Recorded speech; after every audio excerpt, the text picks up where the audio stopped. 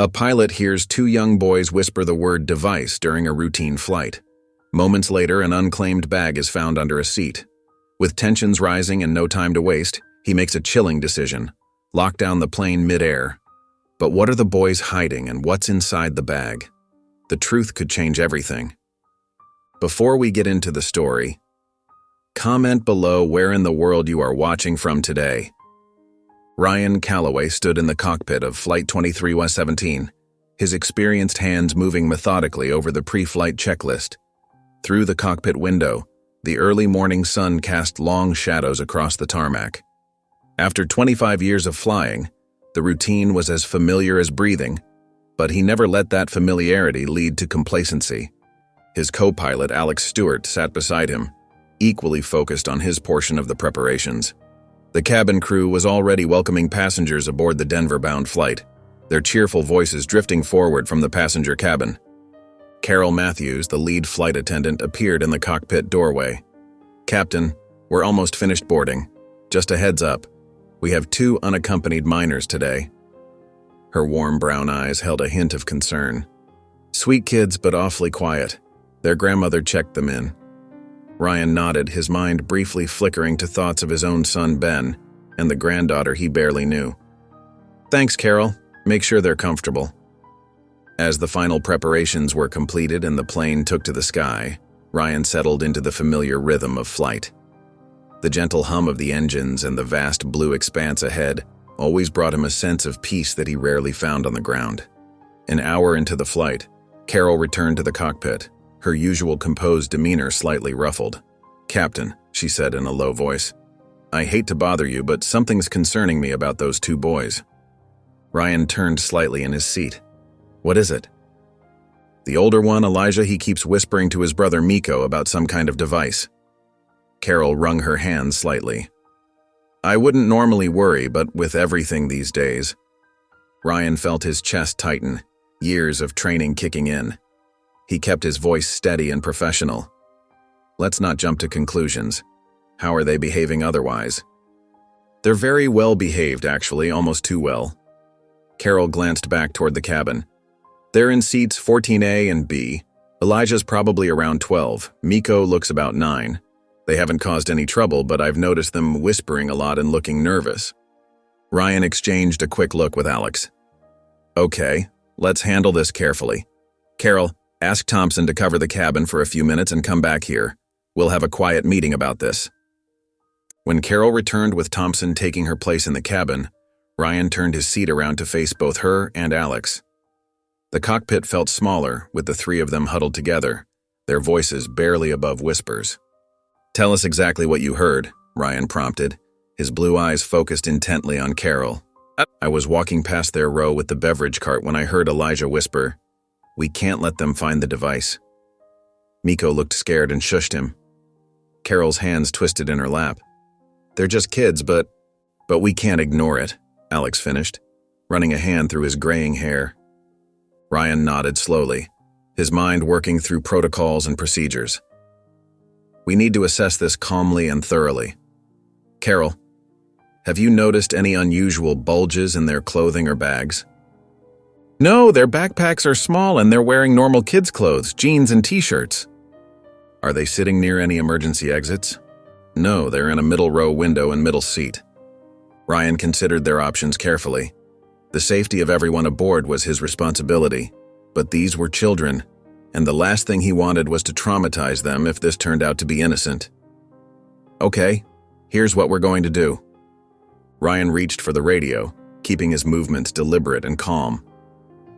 "Denver Center, this is Flight 2317, requesting routine status monitoring." He used the standard phraseology but added a subtle code that would alert air traffic control to maintain closer surveillance of their flight. In the cabin, Carol moved through her service routine with practiced ease, though her attention remained fixed on row 14. Elijah sat rigidly in his window seat, his small hands clutching the armrests. Next to him, Miko fidgeted, occasionally reaching for his backpack under the seat before withdrawing his hand as if burned. A businessman in row 15 wearing a crisp navy suit leaned forward slightly when Miko whispered to his brother, "But what if it goes off? We promised Grandma we'd be careful with it." The businessman's eyes widened. He pressed his call button immediately, his finger jabbing it repeatedly. Carol hurried over, forcing a pleasant smile onto her face. "Sir, how can I help you?" she asked quietly. The man gestured for her to lean closer. "Those boys in front of me," he whispered urgently, his voice trembling. "They're talking about something going off. You need to do something." Carol nodded professionally, though her heart raced. "Thank you for letting me know, sir. We're aware of the situation and handling it appropriately." But the damage was done. The businessman's worried glances caught the attention of other passengers, and soon the cabin hummed with nervous energy. A woman 3 rows back craned her neck to stare at the boys. Another passenger pulled out his phone only to be reminded that it needed to stay in airplane mode. Whispers rippled through the cabin like wind through tall grass. "Did you hear? Those 2 kids? Something about a device?" Elijah sensed the changing atmosphere.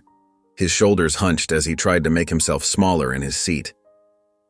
Miko, less aware of the tension, continued to squirm, but his brother placed a restraining hand on his arm.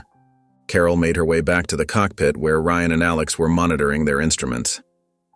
"Captain," she said softly, "we have a situation developing. Other passengers are starting to notice something's wrong. The boys mentioned something going off, and now everyone's getting nervous." Ryan's jaw tightened. He'd handled countless emergencies during his career, but situations involving children always required an extra measure of sensitivity. "How many passengers are aware?" "At least a dozen now," Carol replied. "They're trying to be subtle, but you know how quickly these things spread." Alex turned in his seat. "Should we consider diverting?" "Not yet," Ryan said firmly. "Let's not escalate this until we have to."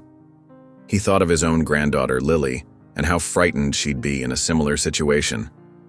"Carol, I want you to do something for me. Find a natural way to engage those boys in conversation. See if you can get them to open up about where they're heading." Carol nodded, understanding the strategy. As she turned to leave, Ryan added, "And Carol, remember they're just kids. Whatever's going on, they're probably more scared than anyone right now." The tension in the cabin had become almost palpable. Passengers shifted uneasily in their seats, throwing furtive glances toward row 14. The businessman who had first raised the alarm sat with his hand hovering near his call button, ready to press it again at the slightest provocation. Through it all, Elijah and Miko remained in their seats, 2 small figures seemingly unaware that they had become the focus of so much anxiety and suspicion. Ryan unbuckled his seatbelt and stood up, exchanging a meaningful look with Alex. "Keep her steady," he said quietly. "I'm going to talk to our young passengers." As he emerged from the cockpit, the cabin's tension hit him like a physical wave. Passengers sat unnaturally still, their bodies rigid with anxiety. The businessman who had raised the alarm watched Ryan's every move with intense focus. Ryan approached row 14 with measured steps, his experienced eyes taking in every detail. Elijah had pressed himself against the window, his small frame almost disappearing into the seat. Miko's legs swung nervously, not quite reaching the floor. "Mind if I join you boys for a minute?" Ryan asked, keeping his voice gentle and warm. He crouched down in the aisle beside their seats, making himself smaller and less intimidating. Elijah's eyes grew wide with recognition of the captain's uniform. Miko stopped fidgeting, his hand instinctively reaching for his brother's arm. "And I couldn't help but notice you seem a bit worried about something," Ryan continued. "I'm Captain Ryan, and part of my job is making sure everyone on my plane feels safe and comfortable." Tears welled up in Elijah's eyes and his lower lip trembled. "We didn't mean to cause trouble," he whispered, his voice barely audible above the engine noise. "No trouble at all," Ryan assured him. "I just want to help. Can you tell me what's bothering you?" Miko looked at his brother, then burst out, "We left Grandma's present at the airport." His voice cracked with distress. Elijah wiped his eyes with the back of his hand. "It was a special walkie-talkie set. A listening device so we could talk to her from our room when we're at Dad's house." He sniffled. "We promised we'd take good care of it, but we left it at the security checkpoint." Ryan felt a wave of relief wash over him, followed by a deep sympathy for these two worried children. He thought of his own granddaughter Lily and how she might feel in a similar situation. "Your grandmother, what's her name?" "Ms. Hattie," Miko supplied. "She saved up to buy them for us." "Well," Ryan said, settling more comfortably beside their seats, "I bet Ms. Hattie cares more about you two than any walkie-talkie set. Sometimes we all forget things when we're traveling, even airplane captains." Carol appeared beside them with 2 cups of apple juice, complete with colorful straws. She had been hovering nearby, ready to assist if needed.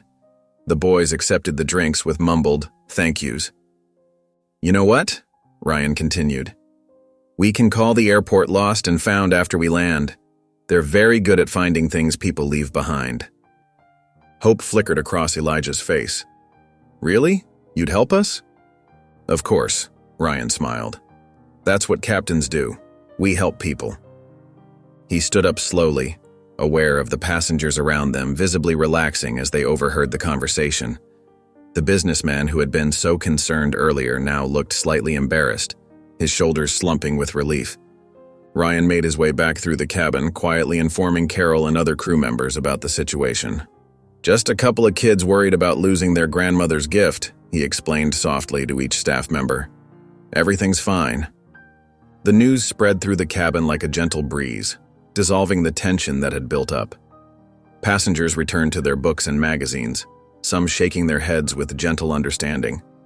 A few even smiled sympathetically at the boys who were now sipping their apple juice and looking much more at ease. Back in the cockpit, Alex raised an eyebrow questioningly. Ryan nodded, the corner of his mouth lifting in a small smile.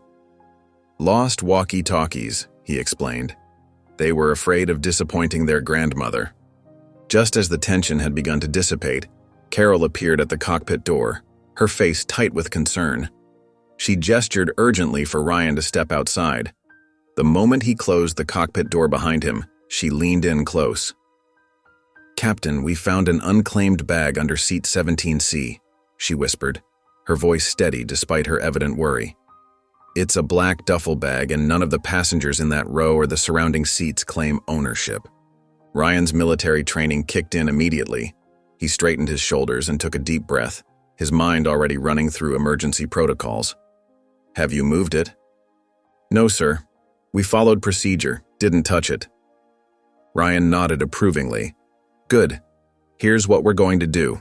First, we maintain absolute calm.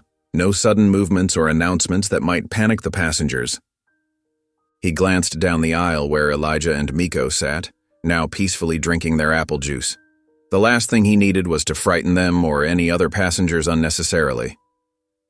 "Implement quiet lockdown procedures," Ryan instructed Carol. "Have the crew secure all cabin services. No one moves around the cabin except crew members. Make it seem routine. Bathroom breaks only, and those need to be escorted." Carol nodded, her professional demeanor never wavering. "What about the passengers near the bag?" "We'll need to relocate them gradually, naturally. Use excuses, seat adjustments, balanced distribution, nothing that raises suspicion."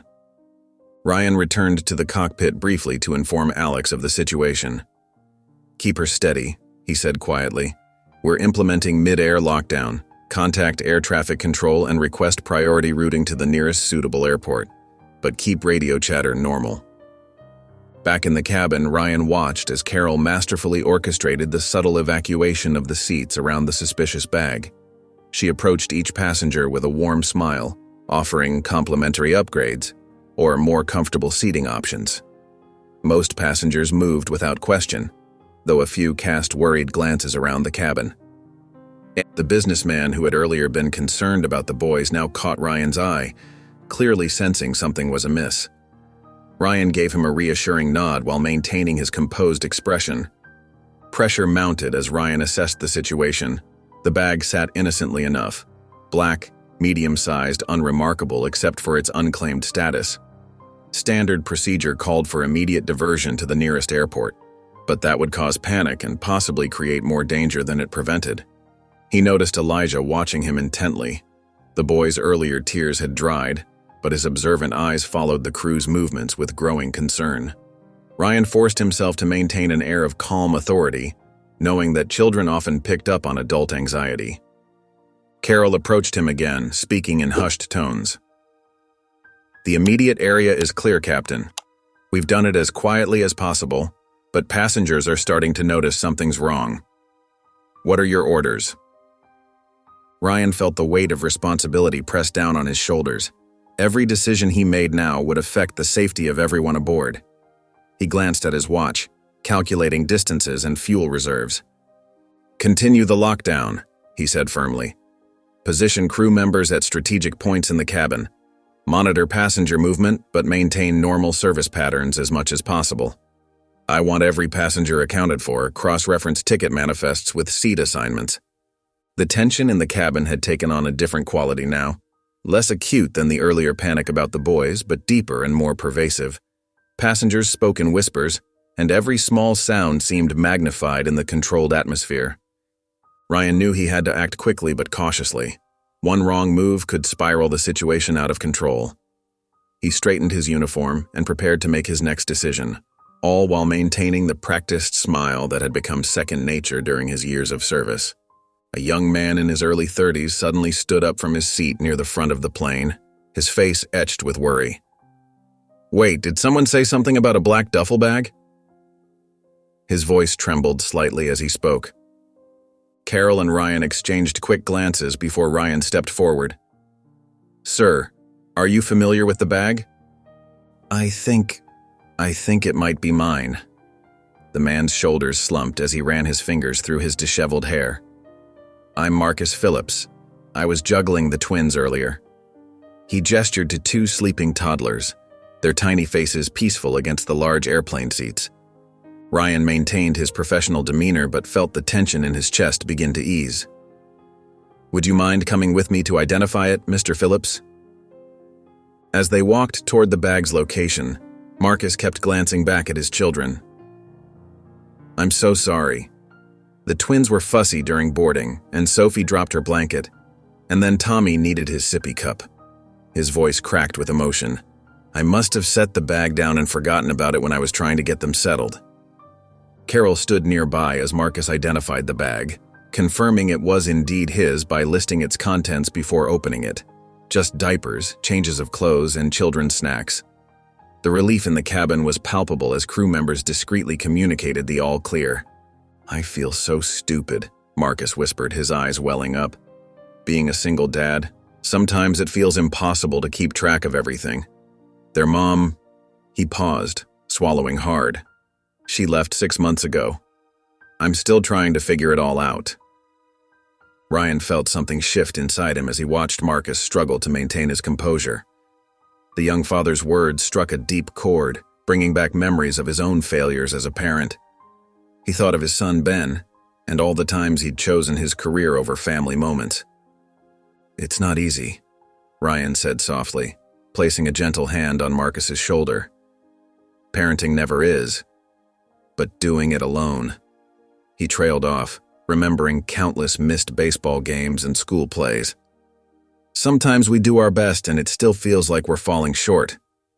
Elijah and Miko watched the scene unfold from their seats, their earlier anxiety forgotten. Ryan noticed them whispering to each other, their eyes full of understanding rather than fear now. "The important thing," Ryan continued, his voice growing thick with emotion, "is that you're here, doing your best for your children. Some of us..." He paused, feeling the weight of his own regrets. "Some of us learned too late that being present matters more than being perfect." Marcus looked up at Ryan, seeing beyond the captain's uniform to the father underneath. "Thank you," he said quietly. "Sometimes I wonder if I'm doing anything right." Carol helped Marcus return to his seat, while Ryan stood in the aisle for a moment, lost in thought. He pulled out his phone, looking at the last message from his son, 3 months old and still unanswered. The photo of his granddaughter Lily's first birthday party that he'd missed stared back at him accusingly. The sight of Marcus tenderly adjusting his sleeping children's blankets brought a lump to Ryan's throat. He thought about all the times he'd told himself that his work was providing for his family, when really he'd been hiding from the harder task of being emotionally present. "Captain?" Carol's soft voice brought him back to the present. "Are you all right?" Ryan nodded, quickly composing himself. "Yes, I'm fine." But his thoughts remained with Ben, and all the words left unsaid between them. As he headed back to the cockpit, he made a silent promise to himself that things would be different from now on. Carol sat down in the empty seat next to Elijah and Miko, her gentle smile putting them at ease. The earlier tension had melted away, leaving the boys more open and talkative than before. "So, you're traveling to visit family?" Carol asked softly, noting how the brothers instinctively leaned closer to each other. Elijah, the older of the two, nodded.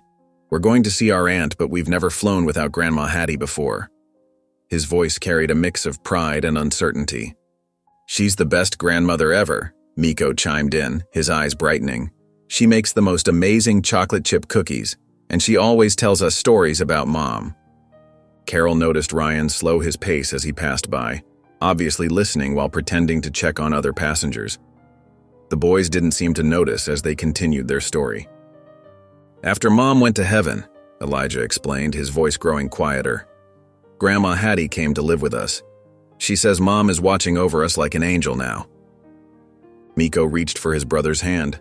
"Sometimes Grandma cries when she looks at old pictures, but she always says they're happy tears because Mom left her the best gift ever, us."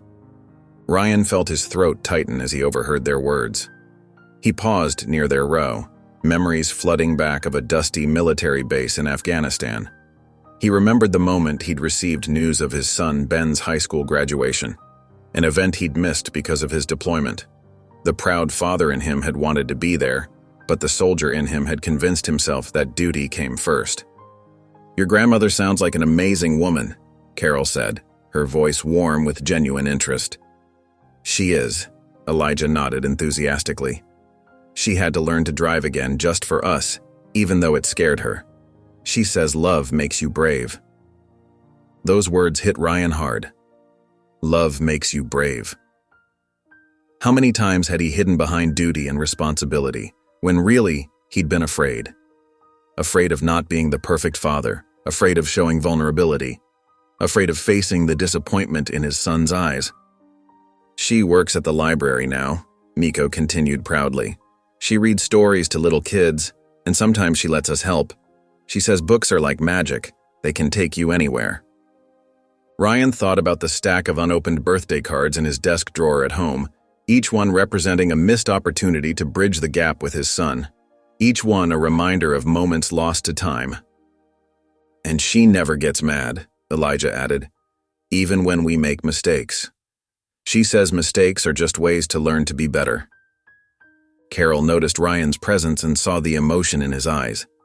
She recognized the look of someone seeing their own life reflected in the innocence of children's words. "That's very wise," Carol replied, giving Ryan a knowing glance. "Sometimes the bravest thing we can do is admit our mistakes and try to make things right." The boys nodded in agreement, unaware of how their simple story about their grandmother's love was affecting those around them. Other passengers who had been listening nearby smiled softly, many wiping away tears at the touching account of Ms. Hattie's devotion. Ryan stood there, lost in thought, remembering the last conversation he'd had with Ben. His son had accused him of always choosing his military career over family. At the time, Ryan had defended himself, citing duty and service. But now, listening to these two young boys talk about their grandmother's sacrifices, he understood something profound. True duty wasn't about following orders or maintaining appearances. It was about showing up for the people you love even when it's difficult, even when it's scary. The plane hummed steadily through the sky as Ryan watched the brothers share more stories about their grandmother, their faces animated with love and trust. In their innocent words about Ms. Hattie's unconditional love, he found himself facing the hard truth about his own choices and the courage it would take to make things right. Ryan stood in the aisle of the plane, the boys' voices fading into the background as a powerful memory washed over him. His mind drifted back to that fateful day in Afghanistan, 12 years ago. The desert sun had been merciless, and the air thick with tension. He'd been piloting a transport helicopter carrying wounded soldiers to safety. His son Ben's 16th birthday was approaching, and Ryan had promised to be home for it. He could still feel the weight of the satellite phone in his pocket, Ben's latest message playing in his mind. "Dad, you promised this time." The radio had crackled to life with an urgent distress call. Another helicopter was down, soldiers trapped behind enemy lines. Ryan remembered the split second he had to decide: head back to base as planned for his scheduled leave or divert to help the stranded unit. "I'm sorry, Ben," he had whispered to himself as he turned the helicopter toward danger. The memory of the rescue was still vivid: the sound of gunfire, the chopper's blades cutting through dusty air, the grateful faces of the soldiers he'd saved. But when he'd finally called home 3 days later, Ben's voice had been cold, distant. "I waited all day, Dad. All my friends' parents were there. Even Tommy's dad flew in from Seattle." "Son, I had to make a choice," Ryan had tried to explain. "There were lives at stake." "There's always something more important, isn't there?" Ben had replied, his voice cracking. "Always someone else's family that needs you more than your own." Standing now in the airplane's aisle, Ryan watched Elijah comfort his younger brother Miko, who had grown anxious about some turbulence. The tenderness between the brothers reminded him of how Ben used to look after his younger sister, Sarah, before Ryan's absences had hardened his son's heart. The memory shifted to Ben's high school graduation. Ryan had been deployed again, watching the ceremony through a grainy video call. He'd seen Ben scan the crowd, searching for a father who wasn't there. That was the last time his son had really looked for him. Looking at Elijah and Miko now, Ryan saw what he'd failed to see back then. Yes, he'd saved lives that day in Afghanistan, but he'd lost something precious in the process. Those soldiers had returned to their families while he'd gradually become a stranger to his own. Miko's small voice broke through Ryan's thoughts. "Captain, is everything okay? You look sad." Ryan managed a gentle smile. "Just thinking about my own son," he admitted, surprising himself with his honesty. "He's all grown up now, with a little girl of his own." "You're a grandpa?" Elijah asked, his eyes widening. "Yes," Ryan nodded, feeling the familiar ache in his chest. "Her name is Lily. She's about your age, Miko. But I've never met her." The boys exchanged glances, and Ryan saw in their eyes the same confusion he'd once seen in Ben's. The struggle to understand why families sometimes drift apart. Their innocent perspective made his past choices seem suddenly clear, stripped of all the justifications he'd built around them over the years. He'd been a hero to strangers but had failed to be present for the people who needed him most. The revelation hit him with the force of physical pain, watching these two brothers who had lost their mother but still had each other, still had their grandmother's unwavering love. The memory of that rescue mission had earned him medals, but standing here now, Ryan realized that the real acts of courage weren't always the dramatic ones. Sometimes they were as simple and as terrifying as facing the people you've hurt and trying to make things right. Carol's attention was drawn to a heated whisper from row 14. She paused in the aisle, pretending to organize her beverage cart while listening to the conversation between two passengers. "I just don't feel comfortable," a woman in a business suit muttered to her seatmate. "Those boys don't look like they belong on this flight. Where are their parents?" And all that suspicious whispering earlier. Her companion, a middle-aged man with wire-rimmed glasses, nodded in agreement. "Times being what they are, you can't be too careful. They don't exactly look like our usual passengers, if you know what I mean." Carol's hands tightened around the cart handle, her knuckles turning white. The prejudice in their words was clear, though carefully wrapped in polite phrases. She glanced toward Elijah and Miko, who sat quietly reading their comic books, completely unaware of the cruel assumptions being made about them. Other passengers had begun to lean in, some nodding in agreement, others looking uncomfortable but remaining silent. The whispers spread like ripples in a pond, creating an atmosphere of suspicion that Carol could feel growing heavier by the minute. She made her way to the cockpit, her heart heavy. "Captain Calloway," she said softly after closing the door behind her. "We have a situation developing." Ryan turned slightly in his seat, keeping one hand steady on the controls. "What's wrong?" "Some passengers are making assumptions about the boys," Carol explained, choosing her words carefully. "The kind of assumptions that say more about the people making them than the children they're talking about." Ryan's jaw tightened. He had seen this before, fear turning to prejudice, prejudice turning to hate. He thought of his own son Ben, and how he would feel if someone treated his granddaughter Lily this way. After a moment's thought, Ryan reached for the intercom. His voice came through clear and steady across the cabin. "Ladies and gentlemen, this is your captain speaking. I want to take a moment to address some concerns that have been raised during our flight." He paused, letting his words sink in. "Earlier today, we had a misunderstanding about two young passengers, Elijah and Miko, who are traveling to visit their grandmother. These boys have shown nothing but respect and cooperation throughout this flight. They're two children who miss their grandmother and were worried about a toy they left behind." The cabin fell silent as Ryan continued, his voice growing warmer. "In my years as a pilot, both military and civilian, I've learned that fear often makes us see threats where none exist.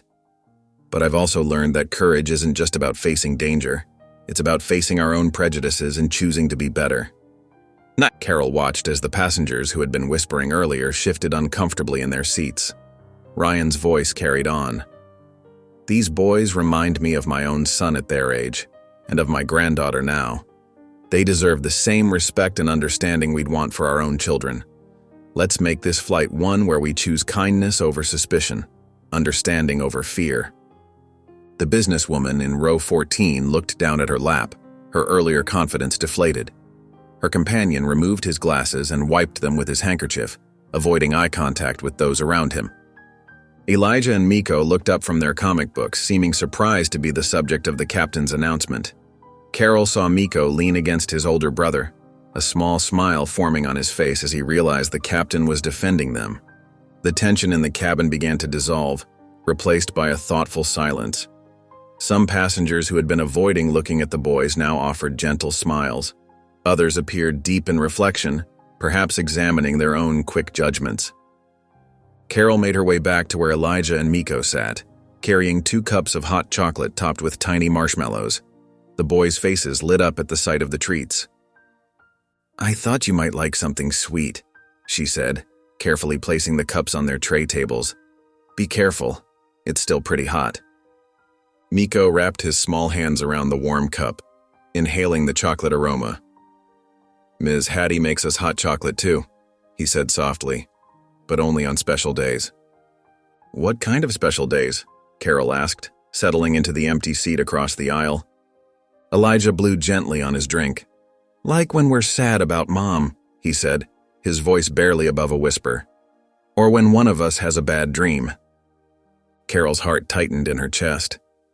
"Your grandmother sounds like a very special lady." "She is," Miko nodded enthusiastically. "She tells the best stories about Mom when she was little, and she never gets mad when we ask questions about her." "She taught us how to make Mom's favorite cookies," Elijah added.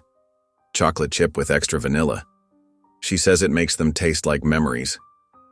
Carol watched as Miko reached into his pocket, pulling out a worn photograph. His small fingers trembled slightly as he held it out to her. "This is our mom," he said proudly. The photograph showed a beautiful young woman with the same warm brown eyes as the boys, sitting on a porch swing. Her smile was radiant, and Carol could see both Elijah and Miko in her features. "I keep it with me all the time," Miko explained, his voice growing quieter. "Sometimes I forget exactly what she looked like, but then I can just look at the picture." Elijah reached over and squeezed his brother's hand.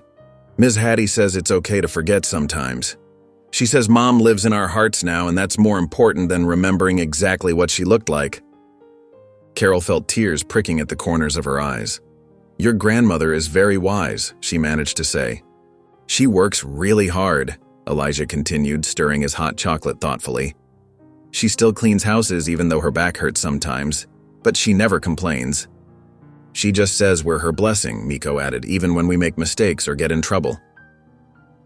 Carol noticed how Miko's fingers kept touching the edge of the photograph, like a comfort ritual. "Would you like me to help you keep that safe?" she asked gently. "We could put it in a plastic sleeve so it doesn't get worn out." Miko's eyes widened. "You can do that?"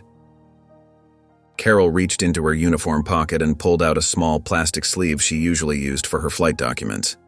"Here," she said, carefully helping Miko slide the photograph inside. Now you can look at it whenever you want, and it'll stay protected." Tears welled up in Miko's eyes as he held the protected photograph. "Thank you," he whispered, clutching it to his chest.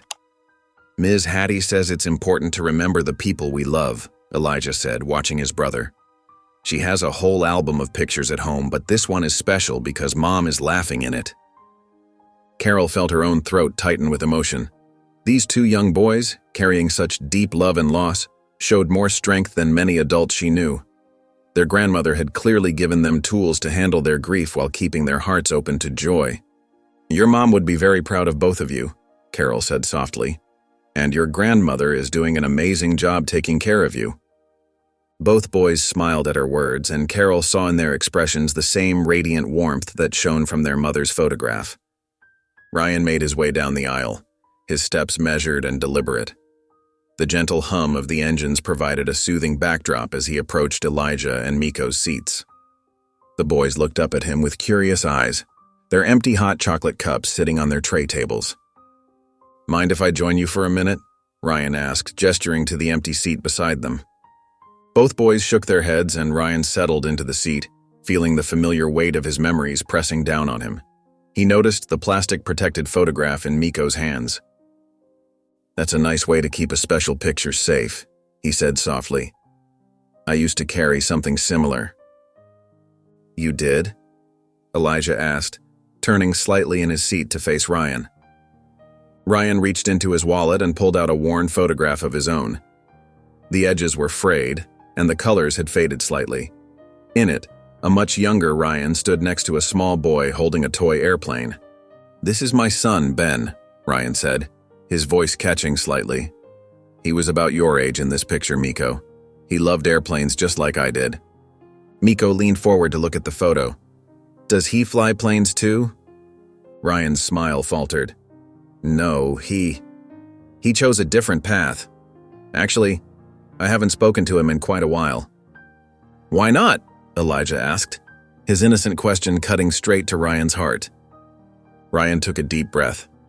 "Sometimes when we're grown-ups, we make choices that seem right at the time. I was a military pilot, and I thought serving my country was the most important thing I could do. But I missed so many important moments in Ben's life. His baseball games, his school plays, his graduation." The boys listened intently as Ryan continued. "I kept telling myself I'd make it up to him later. But later never seemed to come. And now, well, now he has his own family. A little girl named Lily, my granddaughter. I've never even met her."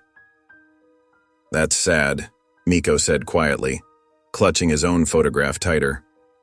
"It is," Ryan agreed, looking down at the picture in his hands. "Ben used to wait by the window whenever I was due home. He'd have this little toy plane, and he'd make it fly through the air pretending he was up in the clouds with me." Elijah's brow furrowed in thought. "But if you miss him, why don't you try to talk to him?" "I'm afraid," Ryan admitted, surprising himself with his honesty. "Afraid he won't want to hear from me after all this time. Afraid I've lost my chance." "Ms. Hattie says being afraid is okay," Elijah said earnestly. "But she also says we shouldn't let fear stop us from doing important things." Ryan looked at the young boy, struck by the wisdom in his words.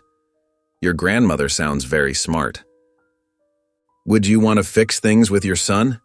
Elijah asked, his eyes serious and concerned. "If you could?" Ryan felt something shift inside his chest, a mixture of hope and determination he hadn't allowed himself to feel in years. "Yes," he whispered. "More than anything." "Then maybe you should try," Miko chimed in. "Ms. Hattie says love is stronger than mistakes." Ryan looked at these two boys who had lost so much yet maintained such open hearts and felt a surge of emotion. Their simple, honest perspectives had somehow cut through years of his self-imposed barriers. "You know what?" Ryan said, carefully tucking the photograph back into his wallet. "Maybe you're both right. Maybe it's time I stopped being afraid and tried to make things right." Back in the cockpit, Ryan settled into his seat, his conversation with the boys still echoing in his mind.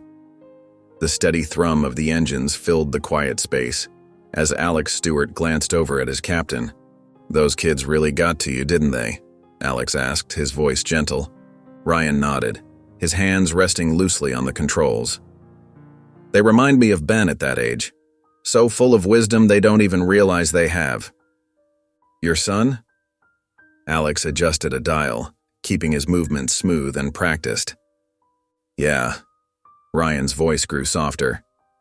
I keep a picture of him in my wallet from when he was about their age. He used to love planes, you know? Would sit for hours with his toy aircraft making up stories about flying through clouds. Alex smiled. Sounds like a sweet kid. He was. Ryan paused, the weight of years of regret heavy in his voice. I messed up, Alex. Chose the sky over him too many times. Now he's got his own little girl, and I've never even met her. That's rough, Alex said, his expression thoughtful. Reminds me of what happened with my sister Claire. Ryan turned slightly interested. Yeah? We didn't speak for 8 years, Alex shared, his eyes fixed on the horizon. Started with something stupid, a disagreement over our parents' care. Pride got in the way, then time just kept passing. What changed? I finally got tired of missing her, Alex said simply. Called her one day, voice shaking so bad I could barely get the words out. But you know what? She'd been waiting for that call. Said she'd picked up the phone 100 times herself but couldn't find the courage to dial. Ryan absorbed this, thinking of all the times he'd hovered over Ben's number in his phone. How did it work out? It wasn't easy at first, Alex admitted. Lot of hurt feelings to work through. But now, we have Sunday dinner together every week. She's back in my life and I get to be uncle to her kids. All because I finally stopped letting fear win. The cockpit fell quiet as Ryan processed Alex's words. Outside, clouds drifted past like scattered thoughts. I keep thinking about what I'll say to him, Ryan confessed. How do you apologize for missing someone's whole life? Maybe start with the truth, Alex suggested. Like you just told me, that you messed up, that you regret your choices. Sometimes simple honesty means more than a perfect speech. Ryan's hands tightened slightly on the controls. Those boys back there, Elijah and Miko, they lost their mother, but they've got their grandmother fighting for them every day.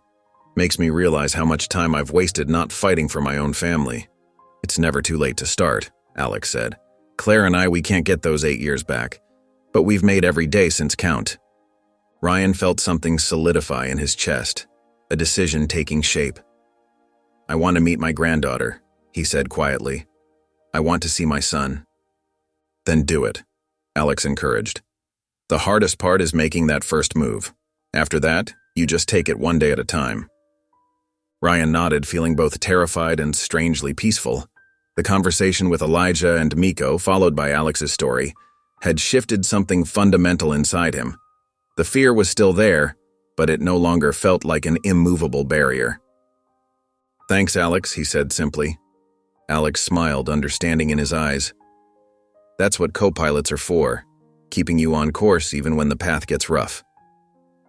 As the plane began its gradual descent, sunlight streamed through the windows, casting a warm glow across the cabin. The earlier tension had melted away, replaced by the kind of gentle camaraderie that sometimes blooms in unexpected places. Carol watched as Mrs. Thompson, the elderly passenger who had been among the first to cast suspicious glances at the boys, now offered them both pieces of wrapped butterscotch candy from her purse. Miko's eyes lit up as he accepted the treat, while Elijah politely thanked her with a shy smile. You boys remind me of my own grandsons, Mrs. Thompson said, her earlier prejudices forgotten. Always so polite, even when they're nervous about flying. Other passengers had turned in their seats, drawn into the peaceful moment. Carol sat in the empty seat beside Elijah, noticing how he fidgeted with the candy wrapper, his eyes growing distant. Would you like to tell us about your mom? Carol asked gently, remembering how he'd been clutching the small photo earlier. Elijah glanced at Miko, who nodded encouragingly. The younger boy reached over and squeezed his brother's hand. Well, Elijah began, his voice soft but steady. I remember this one time, when it was raining really hard outside. Mom couldn't take us to the park like she promised, but instead of being sad about it, she turned our living room into this magical place. He paused, a small smile playing at his lips. She used all our blankets to make this huge fort. Said it was our very own cloud castle. We spent the whole afternoon in there, and she made up these amazing stories about cloud dragons and sky pirates. Miko's eyes glistened. She did all the different voices too, he added. Even the squeaky one for the mouse who lived in the cloud castle's kitchen. Several passengers were listening now, their faces soft with empathy. A young mother across the aisle wiped at her eyes, holding her own child closer. The best part, Elijah continued, his voice growing stronger, was when she taught us how to make shadow puppets using her flashlight. She said that even on the darkest days we could always make our own light. From the cockpit doorway, where Ryan had paused during his routine cabin check, he felt his throat tighten. The boy's words struck a chord deep within him, reminding him of similar moments with Ben, precious memories he'd let slip away in pursuit of his career. Carol noticed several passengers dabbing at their eyes. Mrs. Thompson reached over and patted Elijah's hand. "Your mama sounds like she was a wonderful person, dear, and she'd be so proud of you boys today, being so brave on this flight." "Ms. Hattie says the same thing," Miko piped up. "She says Mom's watching us from heaven, making sure we're okay." "I bet she is," Carol agreed softly, watching as other passengers nodded in agreement. As Ryan returned to the cockpit, the sound of gentle conversation and warm laughter followed him. The atmosphere in the cabin had transformed completely. What had started as a flight marked by suspicion and fear had become something entirely different, something healing. He settled back into his seat, adjusting their approach vector with practiced ease. The city was appearing on the horizon now, a reminder that this journey was nearing its end. But for Ryan, it felt more like a beginning. The boys' story about their mother, their unwavering bond with each other, and the way they'd unknowingly brought out the best in everyone around them. It all strengthened his resolve. Looking out at the approaching skyline, Ryan felt a sense of renewed purpose fill his chest. The path ahead might be challenging, but like Elijah and Miko's mother had taught them, even on the darkest days, you could always make your own light. Ryan's hands moved with practiced precision across the control panel as the plane began its final descent. The city sprawled below them, a tapestry of lights growing clearer with each passing moment. Despite his focus on the technical aspects of landing, his mind kept drifting back to the two young boys seated in the cabin behind him. "Beginning final approach," Alex announced beside him, his voice steady and professional. "Weather conditions optimal, visibility good." In the cabin, Carol had taken her position near Elijah and Miko's seats. She noticed how Miko pressed his face against the window, his eyes wide with wonder, while Elijah sat perfectly straight, his hands gripping the armrests. "Your grandmother will be so happy to see you both," Carol said softly, placing a gentle hand on Elijah's shoulder. She felt the tension in his small frame. "Do you think she'll be mad about the walkie-talkie?" Miko whispered, turning away from the window to look at his brother. "Ms. Hattie loves you both very much," Carol reassured them. "I'm sure she'll just be glad you're safe." Suddenly, a warning light flickered on Ryan's dashboard. His heart rate quickened, but his expression remained calm as he assessed the situation. The landing gear indicator was showing an inconsistent reading. "Alex, run a secondary check on the landing gear," Ryan instructed, his voice betraying none of his concern. Years of experience had taught him to handle such situations with measured composure. The passengers felt the slight adjustment in the plane's descent as Ryan maintained their holding pattern, giving Alex time to verify the systems. In the cabin, Carol noticed the change in altitude and instinctively moved closer to the boys. "Is everything okay?" Elijah asked, his voice small but steady. "Captain Calloway is just making sure we have the smoothest landing possible," Carol explained with a warm smile. "He's very good at his job." In the cockpit, Alex completed his check. "Landing gear confirmed functional, sir. Just a sensor glitch." Ryan nodded, relief washing over him though his expression remained professional. He pressed the intercom button. "Ladies and gentlemen, we'll be landing in just a few minutes. Thank you for your patience." The plane descended through the last layer of clouds, the runway now clearly visible ahead. Ryan's movements were precise and confident as he guided the aircraft down. The small technical hiccup had reminded him of something his flight instructor had once said. It's not about never facing problems, it's about staying calm when you do. As they made their final approach, Miko grabbed his brother's hand. Elijah squeezed back, both boys watching through the window as the ground grew closer. Carol remained nearby, her presence reassuring. The landing gear deployed smoothly and Ryan executed a perfect touchdown. The wheels met the runway with minimal impact, drawing appreciative murmurs from the passengers. As they taxied toward their gate, scattered applause broke out in the cabin. "Nice work, Captain," Alex said quietly, genuine respect in his voice. Ryan allowed himself a small smile as he guided the plane to its final position. Through the cockpit window, he could see the terminal building where families would be waiting. Somewhere in there, Ms. Hattie would be anxiously watching for her grandsons. Carol helped Elijah and Miko gather their belongings as the plane came to a complete stop. She noticed how their earlier nervousness had transformed into excited anticipation. "Remember what I told you," she said warmly. "Your grandmother will just be happy to see you both safe and sound." The boys nodded, their faces brightening with hope and relief as the plane finally came to rest at the gate. The terminal buzzed with activity as passengers began filing out of the plane. Ms. Hattie stood near the gate, her weathered hands clasped tightly together, her eyes fixed on the doorway where travelers emerged. She wore a simple floral dress and a cream cardigan, her silver hair neatly pinned back, looking every bit the loving grandmother she was. Carol guided Elijah and Miko through the cabin, making sure they had all their belongings. The boys walked slowly at first, but then Miko spotted Ms. Hattie through the terminal windows. "Grandma!" he shouted, his voice cracking with emotion.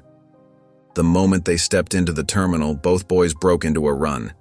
Ms. Hattie dropped to her knees, her arms spread wide. Elijah and Miko crashed into her embrace, all three of them holding each other tightly. Tears streamed down Ms. Hattie's cheeks as she pressed kisses to their foreheads. "My precious boys," she whispered, her voice thick with emotion. "My sweet, sweet children." Nearby passengers stopped to watch the reunion, many of them wiping away tears of their own. Carol stood a few steps away, her own eyes glistening as she watched the family embrace. "I'm sorry about the walkie-talkie, Grandma," Elijah said, his words muffled against her shoulder. "We didn't mean to forget it." Ms. Hattie pulled back just enough to look at their faces, her hands gently cupping their cheeks. "Oh, honey, that doesn't matter one bit. What matters is you're both safe and sound." Ryan, who had emerged from the cockpit, found himself unable to look away from the scene. Something about Ms. Hattie's gentle demeanor and unconditional love struck a chord deep within him. He thought of his own son, Ben, and wondered when they'd last shared such an open display of affection. Ms. Hattie stood up, keeping her arms around her grandsons, and noticed Carol watching them. "You must be Carol," she said warmly. "The boys mentioned you in their phone call. Thank you for looking after my treasures." Carol stepped forward, touched by Ms. Hattie's genuine gratitude. "They're wonderful boys," she replied. "You should be very proud." "Oh, I am," Ms. Hattie said, squeezing the boys closer. "Every single day." She looked past Carol and noticed Ryan standing there in his captain's uniform. Something in his expression must have caught her attention, because her smile softened with understanding. "And you must be Captain Calloway," she said, extending her hand. "The boys told me how kind you were to them." Ryan stepped forward and shook her hand, struck by the warmth in her touch and the wisdom in her eyes. "They're special kids," he said, his voice rougher than usual. "They reminded me of some important things I'd forgotten." Ms. Hattie studied his face for a moment, as if seeing straight through to his heart. "Sometimes the best reminders come from the most unexpected places," she said softly. Miko tugged at his grandmother's dress. "Grandma, Captain Calloway has a son too, but they don't talk anymore." "Miko," Elijah whispered, embarrassed by his brother's directness. But Ms. Hattie just smiled, her eyes never leaving Ryan's face. "Well, it's never too late to start talking again, is it?" Her words were gentle, but carried the weight of hard-earned wisdom. Ryan felt something crack inside his chest, a wall he'd built years ago beginning to crumble. He watched as Miss Hattie gathered her grandsons close again, their love for each other so clear and uncomplicated. In that moment, surrounded by the bustling airport terminal, he felt more exposed and more understood than he had in years. Miss Hattie's eyes suddenly widened with recognition as she studied Ryan's face more closely. "Oh my," she said softly. "You're that pilot from the news article, the one who saved all those soldiers during that terrible sandstorm in Afghanistan." Ryan shifted uncomfortably, unused to being recognized. His hands instinctively went to straighten his already perfect tie. "Yes, ma'am. That was a long time ago." 3 years, Miss Hattie corrected gently. "I remember because I cut out that article, used it to show my boys here what real courage looks like." She squeezed Elijah and Miko's shoulders. Miko looked up at Ryan with newfound wonder. "You saved people's lives?" Ryan swallowed hard, memories flooding back. "I did what any pilot would have done. My team was in trouble and I couldn't leave them behind." Ms. Hattie guided them to a quiet corner of the terminal where several seats stood empty. The boys settled beside her, while Ryan took the seat across from them. The usual airport chaos seemed to fade into the background. "Sometimes," Ms. Hattie said, her voice soft but clear, "the hardest part isn't the moment of crisis. It's living with the choices we make afterward." She smoothed Miko's hair absently. "When my daughter, their mother, passed away, I thought my world had ended. Here I was, nearly 70, suddenly responsible for 2 young boys." Elijah leaned into his grandmother's side and she wrapped her arm around him tighter. "I was terrified," she continued, "grieving for my daughter and worried I wouldn't be enough for these precious ones. But someone wise told me something I've never forgotten. Moving forward doesn't mean leaving everything behind." Ryan felt his throat tighten. The words hit home, speaking directly to the guilt he'd carried about choosing his military career over his family. "It took time," Ms. Hattie said, "but I learned that keeping my daughter's memory alive didn't mean I had to stay frozen in grief. We could build something new while honoring what was lost." She looked at Ryan meaningfully. "The same goes for relationships that seem broken beyond repair." "I haven't spoken to my son in almost 2 years," Ryan admitted, the words coming out before he could stop them. "He has a daughter now, my granddaughter Lily. I've never met her." Ms. Hattie nodded, understanding in her eyes. "The wonderful thing about hearts is that they can hold both pain and hope at the same time. Your past choices don't have to define your future ones." "But what if it's too late?" Ryan's voice was barely above a whisper. "Too late?" Ms. Hattie chuckled softly. "Look at me. I started raising 2 young boys when most people my age were settling into retirement. Life has a way of surprising us with second chances. The trick is being brave enough to take them." Miko, who had been listening intently, piped up. "Like when you let us try making pancakes again after we made that big mess the first time." Ms. Hattie laughed, the sound warm and genuine. "Exactly like that, sweetheart. Sometimes the best things in life come after our biggest messes." Ryan watched their easy interaction, feeling something shift inside him. The weight of his past decisions felt different somehow. Not gone, but transformed. Ms. Hattie's words about moving forward while honoring the past resonated deeply with him. "Your son," Ms. Hattie said gently, "might be waiting for you to make the first move. Sometimes the bravest thing we can do is simply reach out and say, 'I'm here.'" The gate area slowly emptied as the last passengers made their way toward baggage claim. A minor issue with wheelchair assistance for another flight had temporarily blocked the main corridor, leaving Miss Hattie, the boys, and Ryan waiting near the gate. Elijah and Miko didn't seem to mind, contentedly sharing a pack of cookies Miss Hattie had pulled from her oversized purse. Carol approached their small group, her flight attendant uniform still crisp despite the long day. She carried her small rolling bag, having completed her post-flight duties. "Captain Calloway," she said warmly, "I wanted to thank you before heading out. The way you handled everything today, the confusion with the boys, the unclaimed bag, the worried passengers, it showed real leadership." Ryan shifted in his seat, uncomfortable with praise as always. "Just doing my job, Carol." You were the one who kept everyone calm." "He's being modest," Ms. Hattie interjected, her eyes twinkling. "A good leader knows when to be firm and when to be gentle. You showed both today, Captain."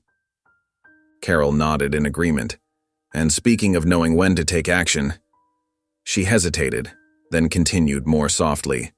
"Maybe this is a sign. Being delayed here, having this moment to talk. Sometimes the universe gives us these little pushes." Ryan's hand instinctively went to his pocket where his phone sat heavy with possibility. Ms. Hattie noticed the gesture and reached over to pat his arm gently. "You know," she said, her voice warm and encouraging, "there's no better time than right now. These moments don't come along every day." Miko looked up from his cookies. "Are you gonna call your son?" he asked innocently. "The one you told us about?" Ryan's throat tightened. I wouldn't know what to say. "Start with hello," Ms. Hattie suggested simply. "Sometimes that's all it takes to open a door." She reached into her purse and pulled out a tissue, though Ryan hadn't realized his eyes had grown moist. "It's never too late to try again, Captain. Never." Carol adjusted her bag strap, speaking softly. "When you talked about your son earlier, I could hear how much you miss him.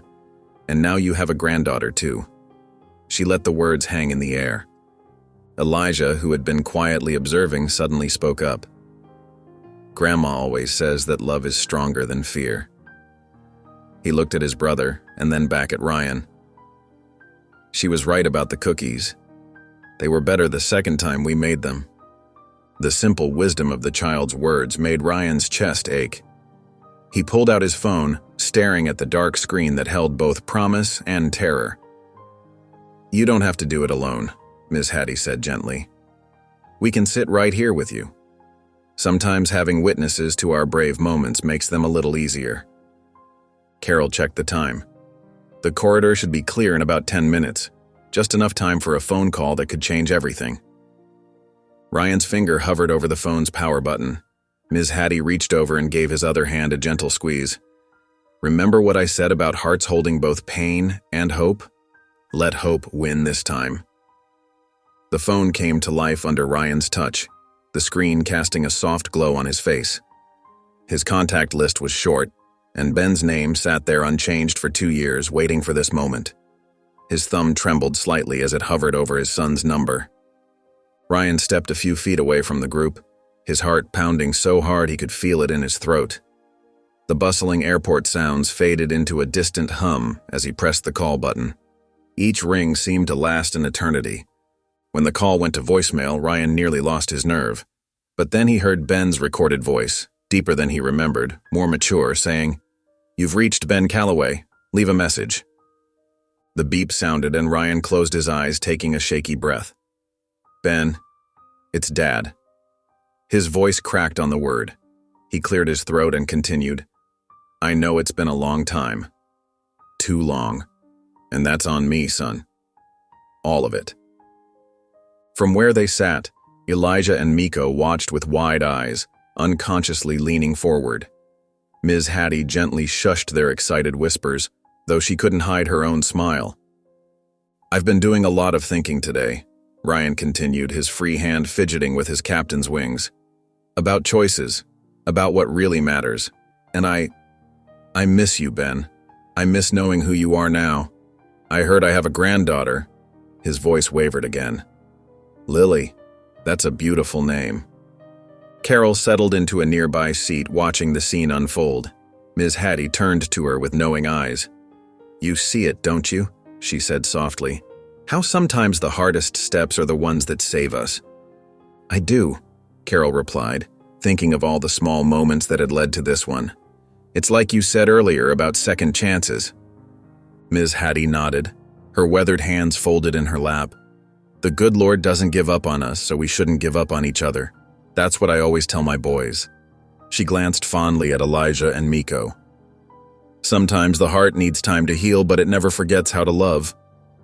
Meanwhile, Ryan's message continued, each word seeming to lift a weight from his shoulders. "I know I can't make up for lost time. I know I hurt you, and your mother, putting duty before family. I told myself I was doing the right thing, being a hero. He paused, swallowing hard. But the real heroes are the ones who show up every day for the people they love. I'm learning that now, probably too late. "Go, Captain Ryan!" Miko whispered excitedly, earning another gentle shush from his grandmother, though she was beaming too. "I don't expect you to call back," Ryan continued. I want you to know I'm sorry, and I'm here whenever you're ready. If you're ever ready." He took another deep breath. "I love you, son. I never stopped. I hope someday I can tell you that in person." As Ryan lowered the phone, Elijah and Miko broke into quiet applause. Ryan turned back toward them, his eyes glistening but with a slight smile on his face. He looked lighter somehow, as if speaking those words had lifted years of burden from his shoulders. "That was really brave," Elijah said earnestly as Ryan rejoined them. "The bravest," Miko agreed, nodding vigorously. Ms. Hattie reached out and patted Ryan's hand. "The first step is always the hardest, but it's also the most important. You did good, Captain. Real good." Carol dabbed at her eyes with a tissue. "Whatever happens next, you've opened the door. That's what matters." Ryan looked down at his phone, still clutched in his hand. "I've been carrying this weight for so long," he said quietly. "I didn't realize how heavy it was until just now." The baggage claim area hummed with activity, as passengers crowded around the carousel, but Ryan found himself standing slightly apart, watching Ms. Hattie and her grandsons gather their well-worn suitcases. Something about their familiar, practiced movements spoke of countless trips taken together, of a family that had learned to lean on each other through hard times. Miko tugged at his grandmother's sleeve, pointing excitedly at their approaching bags. "There they are, Grandma, the blue ones." "Easy now," Ms. Hattie cautioned as Elijah stepped forward to help. "Let your brother get the heavy one." Carol stood nearby, her shift officially over but somehow unable to leave just yet. She'd seen countless passengers come and go over her years as a flight attendant, but something about this family, and the change they'd sparked in Ryan, felt different. As Ms. Hattie straightened up from checking the luggage tags, she turned to Ryan with warm eyes that seemed to see right through him. "Well, Captain," she said, her voice gentle but firm, "I believe this is where we part ways." Ryan nodded, surprised by the lump forming in his throat. "Thank you," he managed to say, though the words felt inadequate. "For everything." Ms. Hattie stepped forward and, without hesitation, wrapped him in a motherly hug. Ryan stiffened for a moment, then slowly relaxed into the embrace. It had been years since anyone had hugged him like this, like they truly cared. "You've got this," she whispered, giving him an extra squeeze before stepping back. "The Lord didn't put that yearning in your heart for nothing. You just keep moving forward, one step at a time." Elijah and Miko crowded around next, their earlier shyness forgotten. "Thanks for being nice to us on the plane," Elijah said earnestly. "Yeah, and for making that super brave phone call," Miko added, bouncing on his toes. Carol stepped forward then, touching Ryan's arm lightly. "Don't wait too long," she said softly, her eyes serious despite her gentle smile. "Tomorrow isn't guaranteed. We see that every day in this job, don't we?" Ryan nodded, understanding the weight of her words. In all his years of flying, he'd witnessed countless reunions and goodbyes, never thinking deeply about their significance until now. Ms. Hattie gathered her boys with a practiced gesture. "Come on now. Your Uncle James is waiting in the parking lot." She turned one last time to Ryan, her face full of motherly wisdom. "Remember, Captain, love is patient, but that doesn't mean we should test its patience too long." Ryan watched as they made their way toward the exit, Miko skipping ahead while Elijah helped with the bags. Ms. Hattie walked between them, one hand resting on each boy's shoulder when they came within reach, maintaining that constant connection that spoke of years of careful nurturing. The sight stirred something deep in Ryan's chest, a mixture of longing and hope that felt almost physical. He thought of Ben, of little Lily whom he'd never met. He thought of all the shoulder touches he'd missed, all the skipping steps he'd never seen, all the bags he'd never helped carry. Carol touched his arm again, drawing him back to the present. You okay? Yeah, Ryan said, surprised to find he meant it. Yeah, I really am. He watched until Ms. Hattie and the boys disappeared into the crowd, their departure leaving him with an odd combination of sadness and determination. Their family bond had shown him exactly what he was missing, and exactly what he needed to fight for. Ryan's key scraped against the lock of his apartment door, the sound echoing in the empty hallway. Inside, the silence felt heavier than usual. The familiar scent of coffee lingered from that morning. But something felt different now. His encounter with Ms. Hattie and her grandsons had changed something inside him, making his usually comfortable solitude feel somehow wrong. He dropped his flight bag by the door and loosened his tie, his fingers moving automatically through the familiar motion. The living room stood neat and orderly, everything in its place, just as he liked it. But tonight, the perfect order felt less like an achievement and more like evidence of a life too carefully controlled. His phone sat heavy in his pocket, still carrying the weight of that voicemail he'd left for Ben. Ryan pulled it out, navigating to his outgoing calls. There it was. Ben's number, called just hours ago. No response yet. He pressed play on the saved message, his own voice filling the quiet room. Ben, it's Dad. I know it's been a long time. Too long. I just wanted to say, I'm sorry. For everything. For not being there. For putting my career first. I'd really like to talk if you're willing.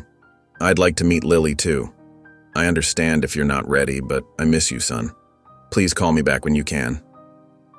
Ryan sank into his leather armchair, the one that had seen countless evenings of solitary reflection. His eyes drifted to the bookshelf where, behind a row of aviation manuals, he kept the old photo albums. He hadn't looked at them in years. It had been easier not to. Rising slowly, he walked to the shelf and pulled out the worn blue album. Dust had settled on its cover, and he wiped it away with his hand. The first page showed a much younger version of himself, holding a newborn Ben. His face in the photo beamed with pride, completely unaware of the challenges that lay ahead.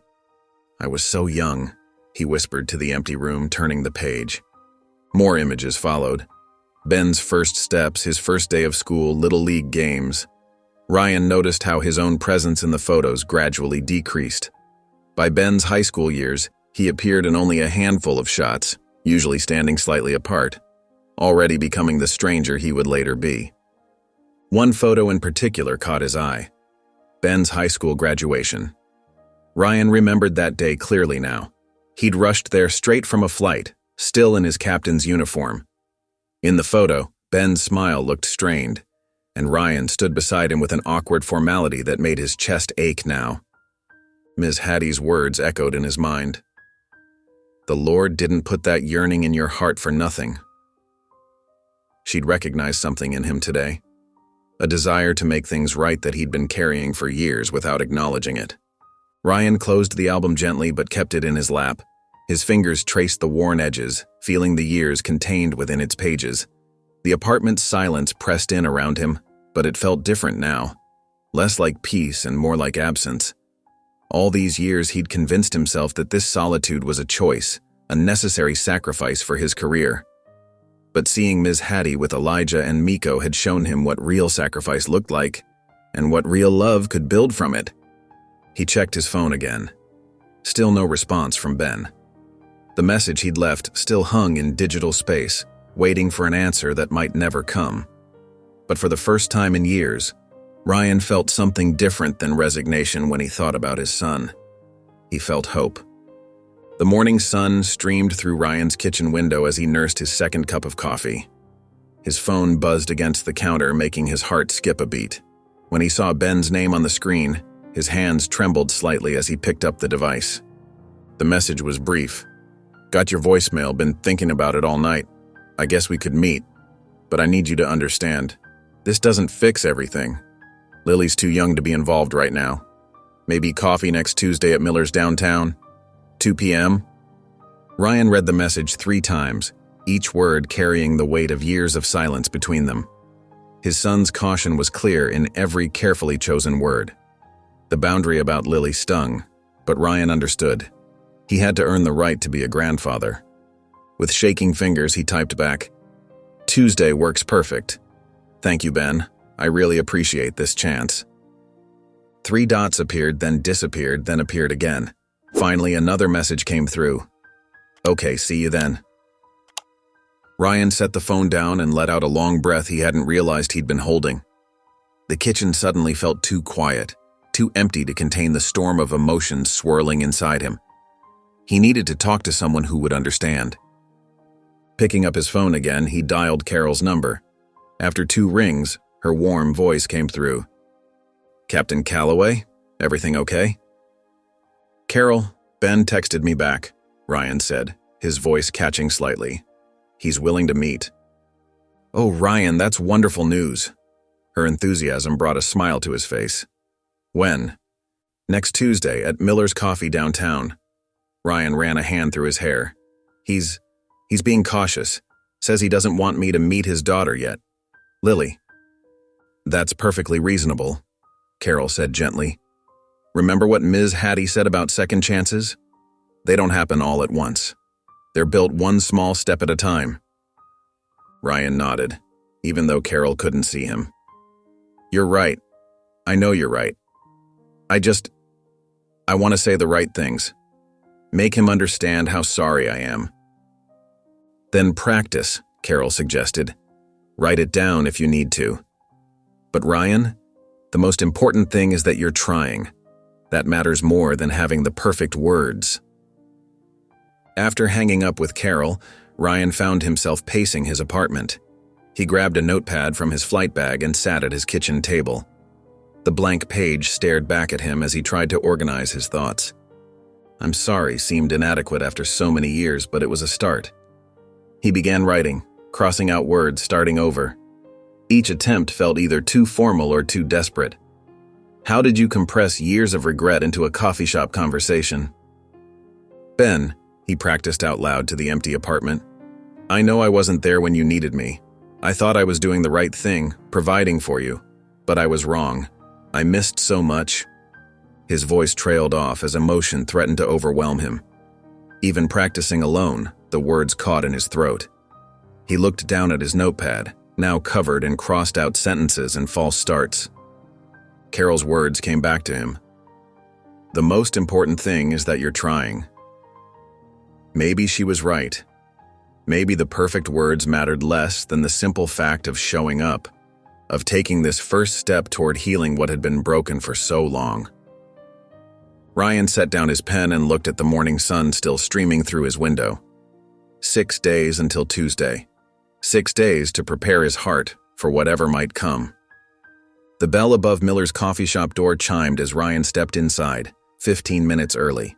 The familiar scent of coffee and freshly baked pastries filled the cozy space. His eyes scanned the room, landing on a young man in a navy blazer sitting alone by the window. Ryan's heart clenched. Ben looked so much like his mother. Taking a deep breath, Ryan approached the table. "Ben?" Ben looked up, his expression guarded. "Dad." The word came out stiff, formal. He gestured to the empty chair across from him. Ryan sat down, noting how his son's hands were wrapped tightly around his coffee cup. The silence stretched between them, heavy with unspoken words. "I ordered black coffee," Ben finally said. "You still drink it black?" "Yes," Ryan nodded, grateful for even this small connection. "Some things don't change." Ben's jaw tightened. "And some things do. 20 years worth of things." A waitress brought Ryan's coffee, providing a momentary reprieve from the tension. After she left, Ryan took a careful sip, buying time to gather his thoughts. "I know I wasn't there," Ryan began. "I told myself I was doing the right thing, providing for you and your mom. But I was wrong, Ben. So wrong." "You missed everything," Ben's voice cracked slightly. "Every baseball game, every school play, every birthday.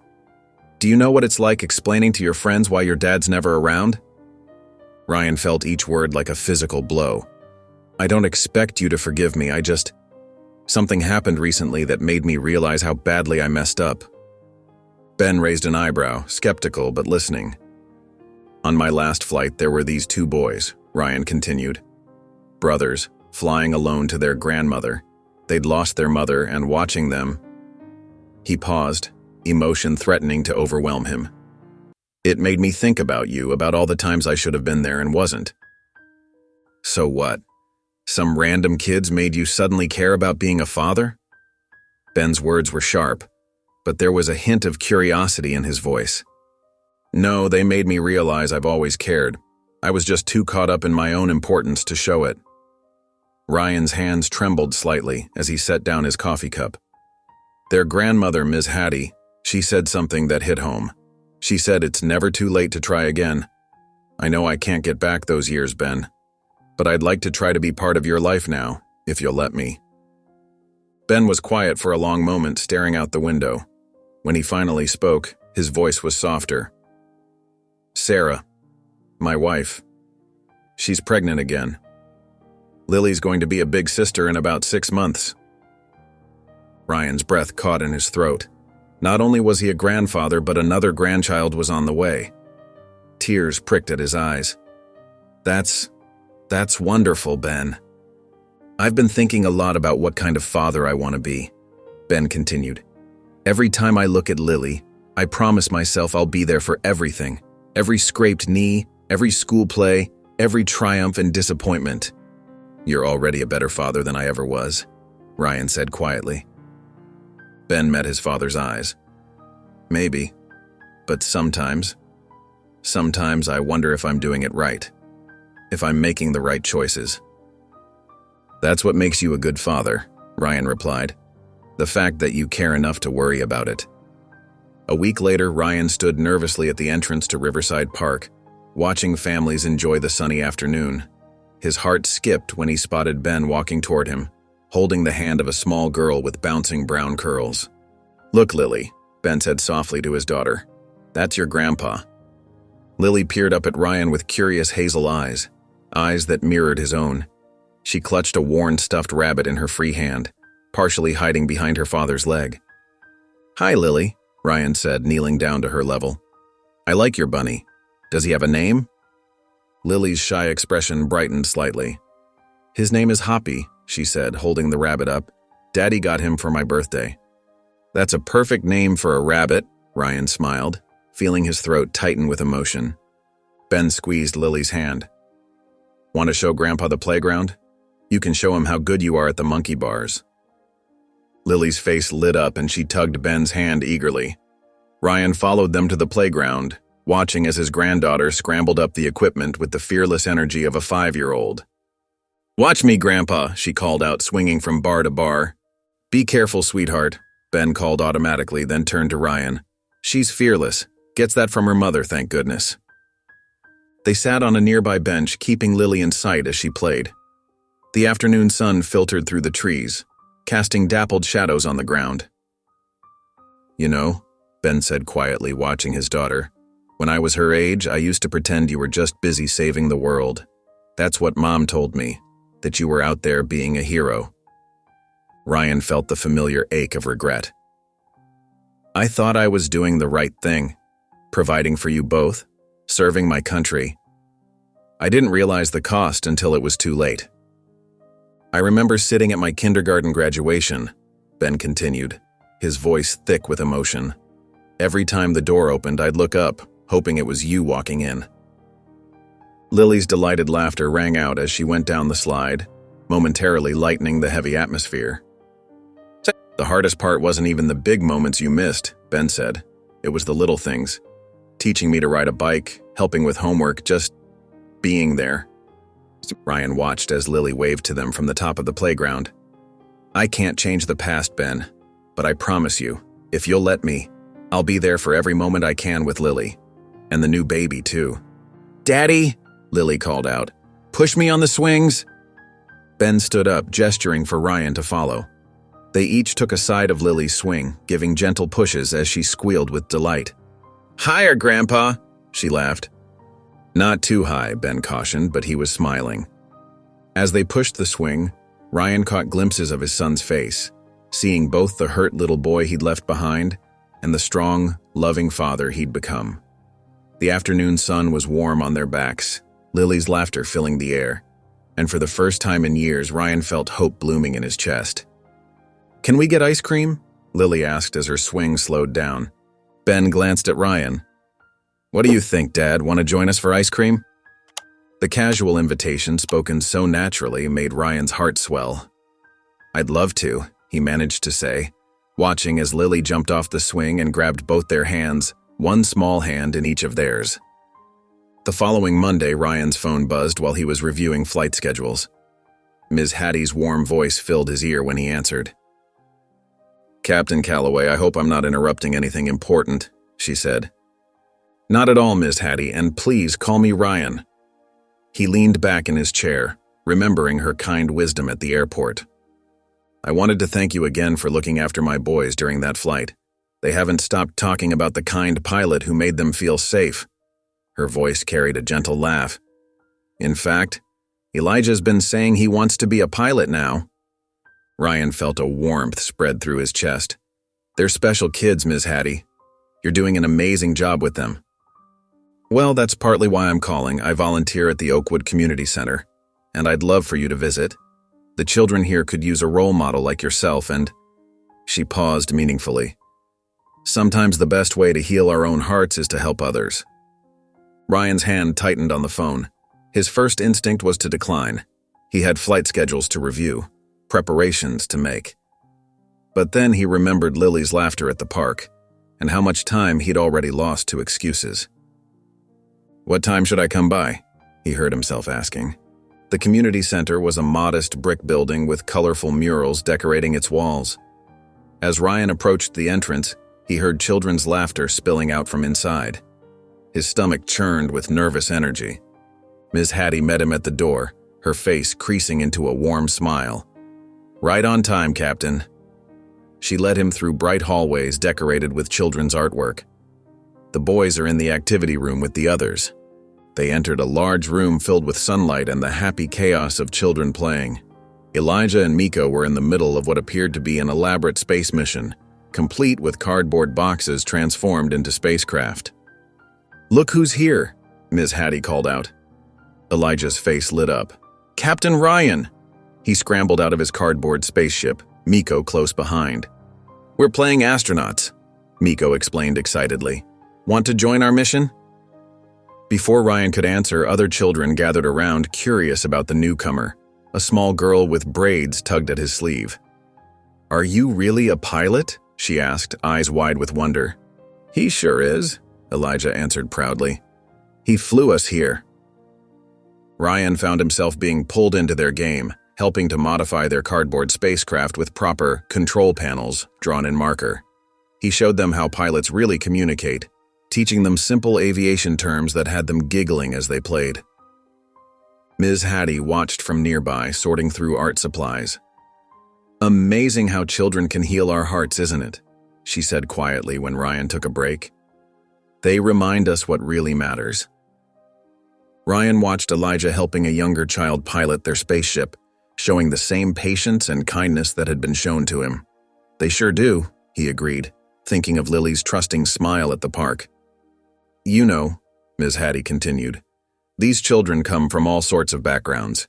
Some have lost parents, some have parents working multiple jobs, some are just looking for a safe place to be kids. But here they find family in each other." Ryan observed the scene before him, the laughter, the sharing, the simple joy of play. He thought about Ben, about all the years lost to duty and distance. But watching these children create their own kind of family, he felt something shift inside him. Maybe it wasn't too late to create something new with his own family, something different but equally precious. The drive home from the community center felt different for Ryan. The setting sun painted the sky in warm colors, matching the glow he felt inside. His hands weren't as tight on the steering wheel as usual, and his shoulders had lost their familiar tension. Walking into his apartment, Ryan noticed how empty it felt, not with the usual loneliness that had haunted him for years, but with possibility. He sat at his kitchen table, opened his laptop, and began typing an email to his supervisor at the airline. "Requesting extended leave," he wrote. then paused. For the first time in his career, work didn't feel like the most important thing. He thought of Lily's innocent smile, Ben's cautious openness at the cafe, and the joy on the children's faces at the community center. With renewed determination, he finished the email requesting a 3-month leave of absence. Next, he pulled out his phone and created a new group text. His fingers hovered over the keyboard as he carefully composed a message to Ben. Sam, would you and Lily like to come over for dinner next Saturday? I'm thinking of hosting a small gathering. Ms. Hattie and her grandsons might join us too. They're the family I told you about from my flight. No pressure, just thought it might be nice. Ryan's heart raced as he hit send. He distracted himself by starting a list of things he'd need. Plates, groceries, maybe some games for the kids. His phone buzzed sooner than expected. Lily would love that, Ben's reply read. She hasn't stopped talking about her pilot grandpa. Count us in. Relief and joy washed over Ryan. He immediately called Ms. Hattie, who answered with her characteristic warmth. A family gathering? She said, her smile evident in her voice. That sounds wonderful. The boys have been asking about you, and I'd love to meet your son and granddaughter. Ryan spent the next hour making plans, jotting down ideas for kid-friendly meals and activities. He found himself thinking about the community center's bright, welcoming atmosphere and began rearranging his living room to create a more inviting space. Later that evening, as he sorted through old photos to display, Ryan came across a picture of himself in his pilot's uniform, standing proudly next to his plane. It had once been his favorite photo, representing everything he'd achieved. Now he set it aside in favor of the recent picture of him with Lily at the park, and another of him playing astronauts with Elijah and Miko at the community center. The next morning, Ryan received confirmation of his leave approval. Instead of feeling anxious about being away from flying, he felt lighter. He immediately called Ms. Hattie to ask about volunteer opportunities at the center. We could always use help with the after-school program, she said, and I have a feeling you'd be wonderful at it. I'd like that, Ryan replied, thinking of the cardboard spaceships and the children's enthusiastic questions about flying. I think I have some things to learn from them too. As he hung up, Ryan looked around his apartment with fresh eyes. The space that had once felt like merely a place to rest between flights now held the promise of becoming a real home, one filled with family, laughter, and new beginnings. Ryan's apartment buzzed with nervous energy as he made final adjustments to the dinner table. He straightened the plates for the 3rd time, adjusted the centerpiece of fresh flowers, and checked his watch again. The lasagna in the oven filled the air with a warm, inviting aroma, but his stomach was too knotted to feel hungry. The doorbell rang, making him jump. Taking a deep breath, he opened the door to find Ms. Hattie beaming at him, with Elijah and Miko peeking out from behind her. We brought dessert, Miko announced, holding up a homemade apple pie while Elijah carefully carried a container of vanilla ice cream. That's so thoughtful, Ryan said, his tension easing slightly as he welcomed them inside. The boys immediately noticed the model airplane displayed on his coffee table. Is that the same kind you fly, Captain Ryan? Elijah asked, his eyes wide with wonder. Before Ryan could answer, the doorbell rang again. This time, Ben stood there with little Lily holding his hand. Ryan's heart skipped a beat as he noticed how much Ben's serious expression mirrored his own father's face from years ago. Hi, Dad, Ben said stiffly, but Lily broke free and rushed to hug Ryan's legs. Grandpa, Daddy said you have toys here, she exclaimed. Ms. Hattie, with her natural grace, stepped forward to introduce herself to Ben. You must be Ben. Your father has told me so much about you, and this little angel must be Lily. Her warm smile seemed to soften Ben's rigid posture slightly. The initial moments were awkward, with Ben standing near the door while Ryan hovered uncertainly between the kitchen and living room. But then Miko spotted Lily's butterfly hair clips and excitedly showed her his favorite toy car. Within minutes, the 3 children were racing around the living room, their laughter echoing off the walls. Careful around the coffee table, Ben and Ryan said simultaneously, then shared a surprised look that turned into small smiles. Ms. Hattie settled onto the couch, patting the space beside her. Ben, come tell me about your work. Ryan mentioned you're in architecture? As Ben sat down, Ryan escaped to the kitchen to check on dinner. Through the doorway, he could hear Ms. Hattie's gentle questions drawing Ben out of his shell, her genuine interest evident in her voice.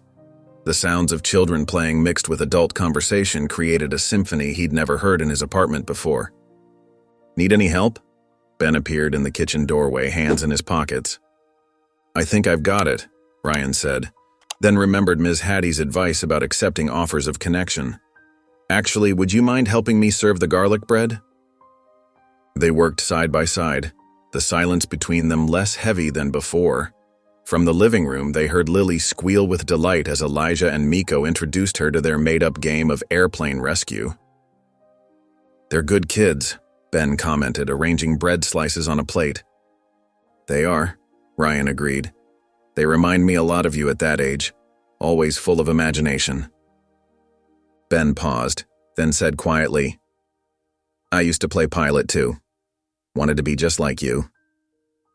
Ryan's hands stilled on the lasagna pan. The weight of those words, of all the years lost, pressed against his chest. But before the moment could turn too heavy, Lily burst into the kitchen.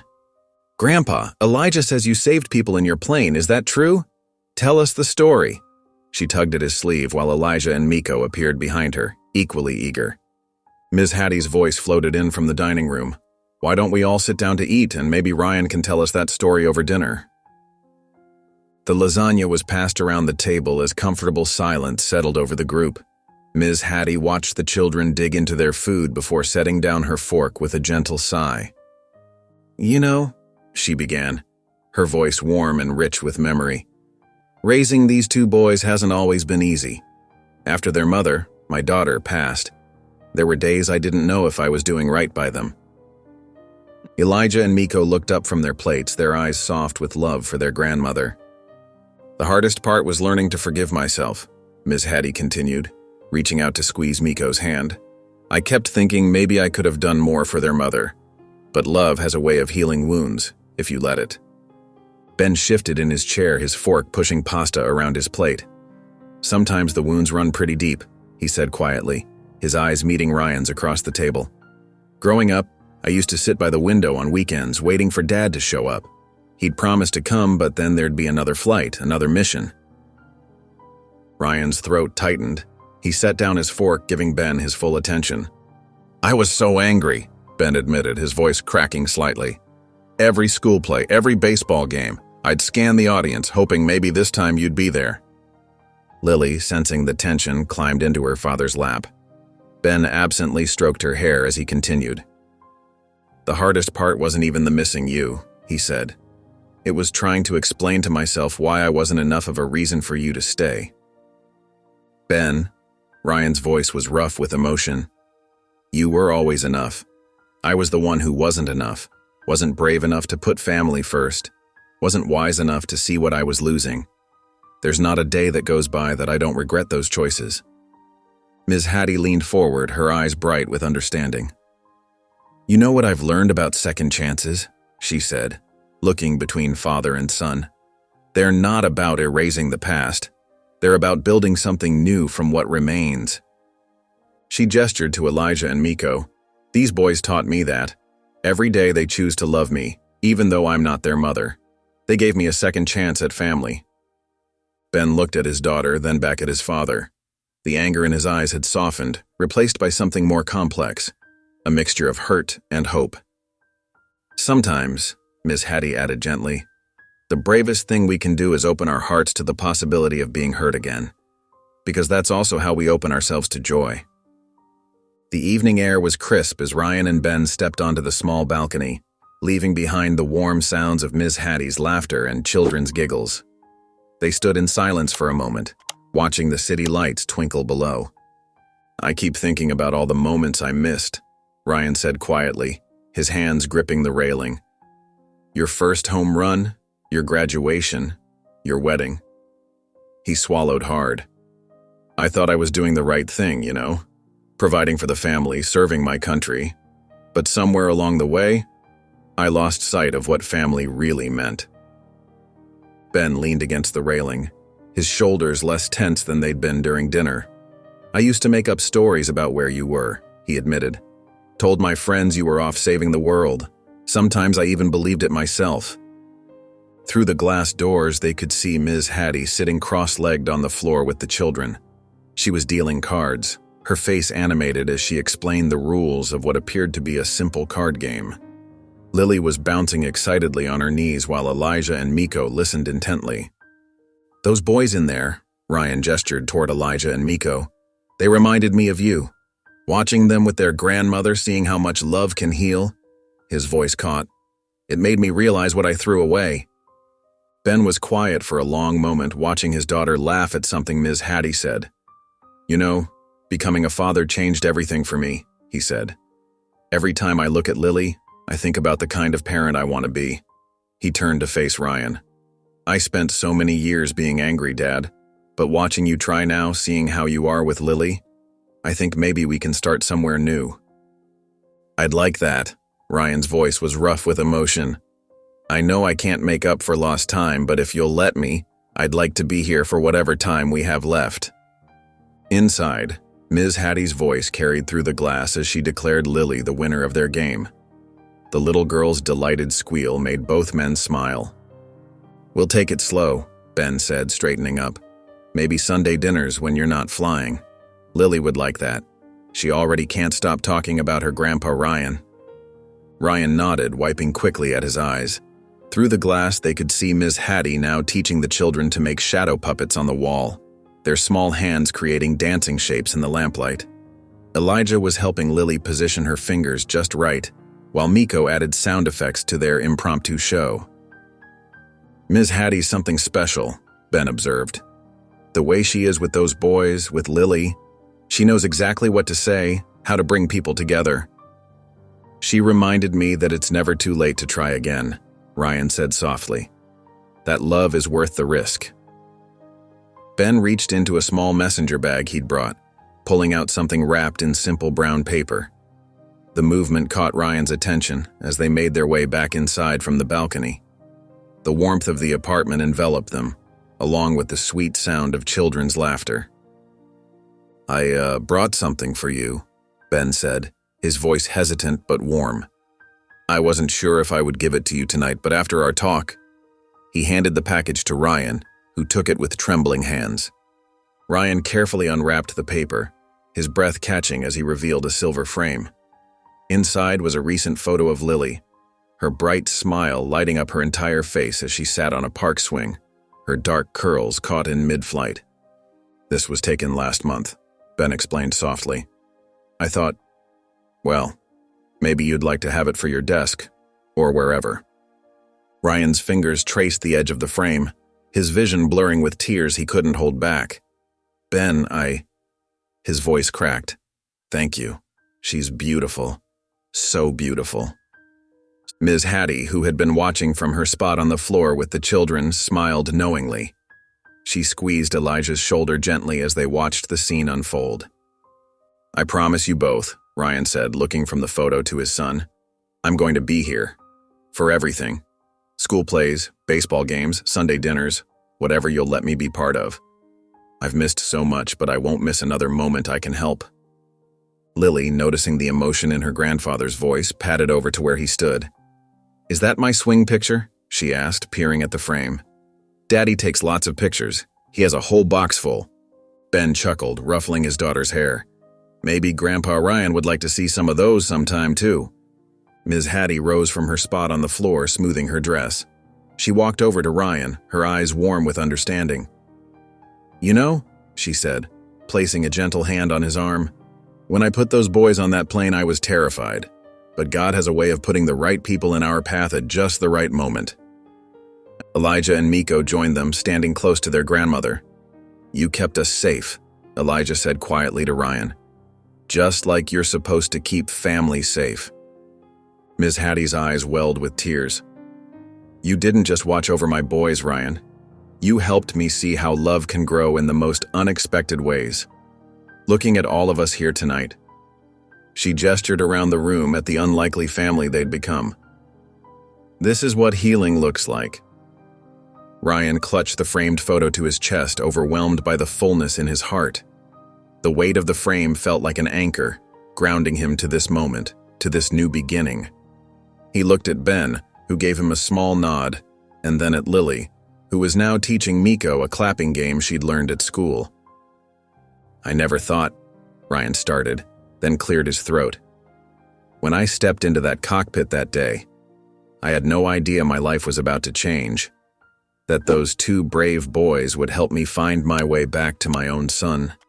Ms. Hattie squeezed his arm. "Sometimes the greatest gifts come wrapped in the most ordinary moments. You just have to be ready to receive them." The community center buzzed with activity as Ryan helped Ms. Hattie hang colorful streamers across the main room. Sunlight streamed through the large windows, casting warm patches on the worn but well-loved wooden floor. Children's artwork decorated the walls, and the smell of fresh-baked cookies wafted from the small kitchen. "These family gatherings mean everything to our community," Ms. Hattie explained, adjusting a banner that read, "Family Fun Day." "Some of these children don't have much, but here, they have love in abundance." Ryan nodded, thinking about his own journey to understanding what family truly meant. As he arranged chairs in a circle, Elijah and Miko burst through the doors, their excitement filling the room. "Captain Ryan," Miko called out, running over to give him a quick hug. "Did you see who's coming?" Before Ryan could answer, his heart skipped a beat as Ben walked through the door, holding Lily's hand. She wore a yellow sundress that matched her bright smile, and Ben's expression, though slightly uncertain, was warm. "Dad," Ben said, walking over. "Ms. Hattie invited us. Hope that's okay." "More than okay," Ryan replied, his voice thick with emotion. "It's perfect." Families began filtering in, filling the space with chatter and laughter. Ms. Hattie gathered everyone in a circle, her presence commanding attention without demanding it. Lily sat between Elijah and Miko, already deep in conversation about their favorite games. "Before we begin our celebration," Ms. Hattie announced, her voice carrying across the room, "I want to share something with all of you." She gestured to Ryan and his family. "A few weeks ago, my grandsons took their first flight alone. They were scared, as was I. But God put the right person in that cockpit that day." Ryan felt Ben's eyes on him as Ms. Hattie continued. "Captain Ryan Calloway didn't just fly that plane, he showed kindness to two nervous boys. And that kindness?" She smiled, looking around the room. "It created ripples. Those ripples brought healing to his own family, and now look at us all here together." Lily reached over and grabbed Ryan's hand, swinging it playfully as Ms. Hattie spoke. Ben's shoulders relaxed as he watched his daughter with her grandfather. "Sometimes," Ms. Hattie continued, "the smallest acts of compassion can change lives in ways we never expect. That's what community is about. That's what family is about." The room filled with warm applause, and Ryan felt tears prick at his eyes as Ben placed a hand on his shoulder, a simple gesture that spoke volumes about their healing relationship. Children began playing games while adults chatted and shared refreshments. Ryan watched as Lily taught Elijah and Miko a new clapping game, their laughter echoing through the room.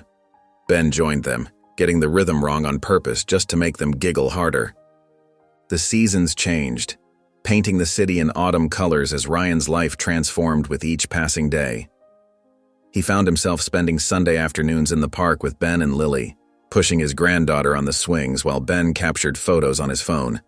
These simple moments, once lost to time and duty, now filled Ryan's heart with joy. "Hiya, Grandpa," Lily would squeal, her pigtails flying in the wind. Ben would watch from nearby, his smile growing easier and more natural with each visit.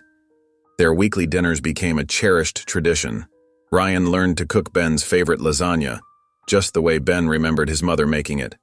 Sometimes they'd sit at the kitchen table long after the plates were empty, sharing stories and bridging the gaps of lost years. Ms. Hattie often brought Elijah and Miko to visit, turning quiet evenings into lively gatherings.